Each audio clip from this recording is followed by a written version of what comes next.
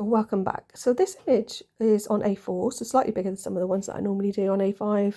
And I was looking at the river Deben in Suffolk and also the region of Debenham, which arised, around the river, as often happens. The reason behind that was I like rivers, but also when I was looking at my family tree, there were some ancestors who were from the region of Debenham, so I thought I'd look at it. Because there was a store called Debenhams as well that was quite prominent in the UK, but is now only online. So interestingly, there seems to be the river, like what I'm seeing, the blue and sort of pinky purple, but then there's this land as well, and they sort of intersect. And when I looked it up, the river has been forded quite extensively through the village. So I think that's what that is alluding to.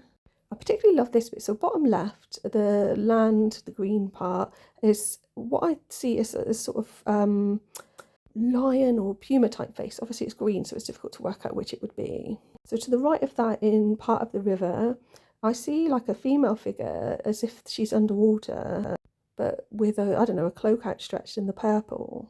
And there's like reflections in the water, so you can still see her there, and also like a bird on her shoulder. I don't see so much clearly in the top right green area. I mean, it looks obviously like land, trees and leaves and foliage and things.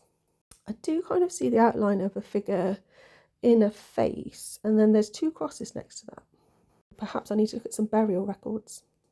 The river part on the top left is made up of two parts. There's this lower part that looks like this, which I actually can see quite a curvaceous female figure in the middle. Her head is kind of obscured by this pinky purple, but she's definitely floating around in there.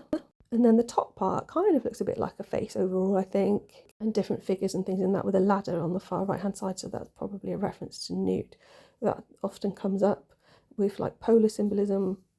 Actually, just looking at that again, that top right bit overall, as I'm looking at it now, looks a bit like a donkey face looking at me.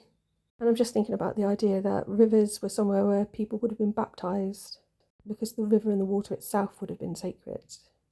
Thanks for listening. Last one for today.